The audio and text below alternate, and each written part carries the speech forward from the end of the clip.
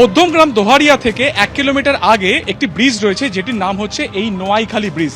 এখান থেকে কিছু দূরেই হচ্ছে সেই দোহারিয়া, যেখানে চন্দ্রনাথ রথের গাড়ি আটকে ছিল, যে নিশান গাড়ি, সেই গাড়ি ঘটনার আগে 3 থেকে 3.5 ঘন্টা আগেও এই নোয়াখালী ব্রিজের যে পাশে সার্ভিস রোড রয়েছে সেই সার্ভিস রোডে বেশ কিছুক্ষণ কিন্তু গাড়িটি ছিল।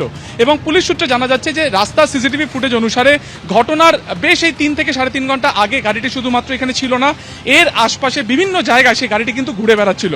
পুলিশ সূত্রে যেটা জানা যাচ্ছে যে তারা মূলত বা সেই গাড়িতেই যে আততায়ীরা ছিল তারা কিন্তু চন্দ্রনাথের গাড়ির আসার অপেক্ষা করছিল, এবং তারপরই অর্থাৎ যখনই চন্দ্রনাথের গাড়ি কলকাতা থেকে রওনা দিয়ে দোহারিয়াতে তার ফ্ল্যাটের দিকে যাওয়ার কথা ছিল, তার অনেক আগে কিন্তু এই ব্রিজের ওপর থেকে সেই নিশান গাড়িটি সোজা চলে যায় দোহারিয়াতে, এবং তার যে অ্যাপার্টমেন্ট রয়েছে সেই অ্যাপার্টমেন্টের আগে কোথাও সেই গাড়িটি কিন্তু ঘাপটি মেরেছিল। পরবর্তী সময় যখন চন্দ্রনাথ রথের গাড়ি সেই দোহারিয়াতে শৈলেশনগরের সেই যে গলি রয়েছে সেই গলিতে প্রবেশ করে, তখনই কিন্তু সেই নিশান গাড়িটি ঠিক চন্দ্রনাথ রথের গাড়ির আগে গিয়ে একদম সেটাকে ঢেকে দাঁড়ায়, এবং তারপরে কিন্তু সেই গাড়ি থেকে নেমে আততায়ীরা একের পর এক গুলি করে। ফলত এই মুহূর্তে এই যে নোয়াইখালী ব্রিজের আশপাশে যে সমস্ত সিসিটিভি ফুটেজ রয়েছে সেই ফুটেজ চেক করা হচ্ছে, যে গাড়িতে কতজন ছিল, গাড়িটি কতক্ষণ ব্রিজে দাঁড়িয়েছিল, এবং এখান থেকে কোন কোন ডিরেকশনে গাড়িটি ঘুরেছিল ঘটনার আগের মুহূর্তগুলোতে। ক্যামেরা প্রীতম চক্রবর্তীর সঙ্গে সুকান্ত মুখোপাধ্যায়, এবিপি আনন্দ, মধ্যমগ্রাম।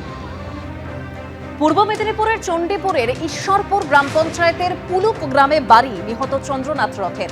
বাড়িতে আছেন মা, ভাই ও ভাইয়ের স্ত্রী। গতকাল বিকেলে বাড়ি থেকে কলকাতায় ফিরেছেন চন্দ্রনাথ।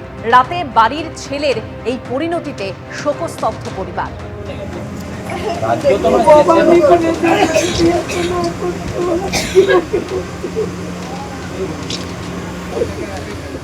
প্রতিশোধ নিল বাবা। আমার ছেলের জন্য ভারতীয় জনতা পার্টি করতো। আমি চাইবো না যে কোনো দোষীর ফাঁসি হোক, তবে যাবজ্জীবন কারাদণ্ড হোক। আমি গরম গরম বক্তব্য রেখেছিল শাসক দল যারা ছিল, যে 4 তারিখের পরে কোনো দিল্লির বাবাও রক্ষা করতে পারবে না। তার পরিণতি হিসাবে আমার ছেলেকে আজকে জীবন বলি দিতে হলো। তবে পর্দার আড়ালেই কাজ করতো, কোনো রাজনীতির সঙ্গে সরাসরি যুক্ত ছিল না, তবুও তাকে চন্দ্রনাথ রথকে খুনে ব্যবহৃত ঠিক এই বাইকটিকে ইতিমধ্যেই উদ্ধার করা হয়েছে, এবং উদ্ধার করে সেটি মধ্যমগ্রাম থানায় রাখা হয়েছে বলেই জানাচ্ছেন আমাদের প্রতিনিধি ব্রতদীপ ভট্টাচার্য। এই খুনের ঘটনায় যে বাইক ব্যবহার করেছিল আততায়ীরা, সেই বাইকটি উদ্ধার করা গেছে।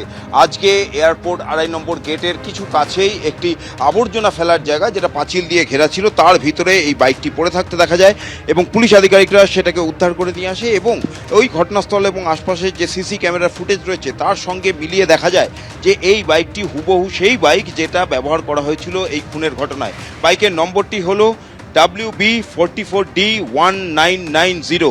কিন্তু যেটা পুলিশ আধিকারিকরা জানাচ্ছেন যে এই নম্বর প্লেটটিও ওই 4 চাকা গাড়ি, অর্থাৎ যে নিসান মাইক্রা গাড়ি দিয়ে চন্দ্রনাথের গাড়ি আটকানো হয়েছিল সেই গাড়ির মতন এই নম্বর প্লেটটিও জাল। এই যে নম্বরটি দেখা যাচ্ছে এটা পশ্চিম বর্ধমান আরটিওর নম্বর। বিভাস কুমার ভট্টাচার্য নামে এক ব্যক্তির নামে কেনা হয়েছিল 2012 সালে।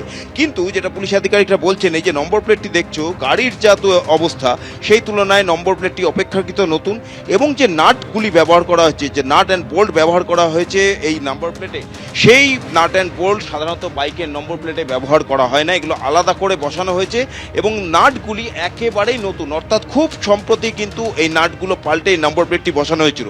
আরেকটা উল্লেখযোগ্য ঘটনা আমরা এই নিসান মাইক্রা গাড়ির ক্ষেত্রে দেখেছিলাম, যে গাড়ির চ্যাসিস নাম্বার মিটিয়ে দেওয়া হয়েছে, অর্থাৎ যারা দুষ্কৃতী, যারা এই ঘটনা ঘটিয়েছে তাদের যাতে কোনোভাবে ট্রেস না পাওয়া যায়, কোথা থেকে তারা গাড়ি নিয়ে এসছে, কিভাবে এসছে, সেই ট্রেস যাতে না পাওয়া যায়, তার জন্য চ্যাসিস নাম্বার মিটিয়ে দেওয়া হয়েছে। এবিপি আনন্দ, এগিয়ে থাকে, এগিয়ে রাখে।